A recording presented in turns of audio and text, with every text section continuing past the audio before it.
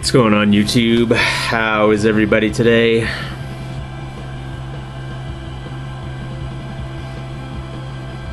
Good to hear. Today I want to talk about a band called Die Die Die. The name of the album is called Form. I thought it was called From for the longest time. I even told some people about it from, but it's Form. I just found that out today. Apparently I can't read backwards, even when the word is only 4 letters long. This album was released in 2010 on Flying Nun. Die Die Die is a noise pop, lo-fi, mid-fi, noise, post-gaze pop band from New Zealand. They formed in 2003. This is their 3rd album. I haven't listened to any of the previous ones. This is another album that I found in the little bargain bin at the, the record store, of course. And it's actually not that bad. These guys are another one of those kind of loud, lo-fi, or mid-fi, as I like to call them now, rock band. One blogger summed it up pretty nice, calling them a noise post-gaze pop. But they got a little punk in there too, but whatever. Anyway, there's just another band doing that very, very popular sound where they go for that kind of lo-fi aesthetic and play everything very, very loud and distorted. Everything's very, very fuzzy.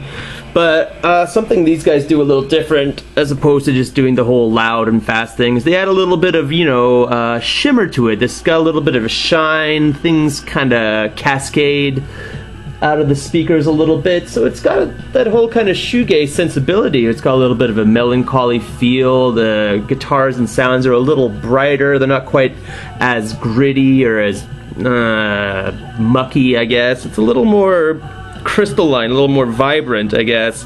But other than that, it's still the same old thing where it's very, very guitar driven, very, very loud, kind of hard to distinguish what the lyrics are, what he's singing about, but you can hear it's something about love and not giving up on love here and there. The whole kind of shtick that a lot of bands have been doing, like male bonding, no age.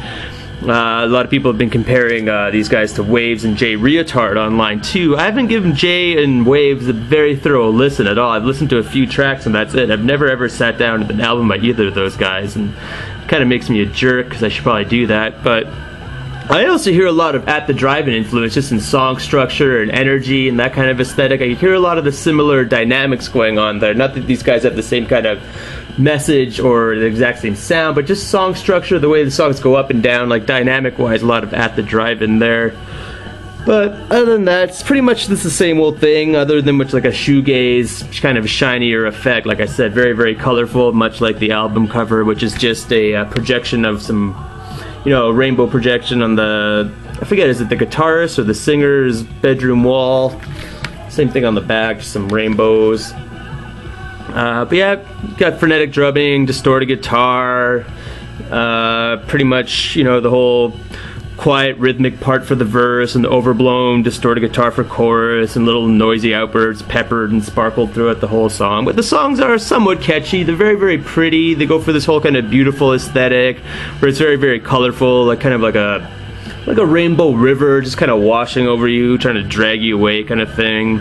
And it kind of succeeds. Sometimes it doesn't, sometimes it does. Like, there are really, really good songs on here. Plenty of interesting moments sound-wise.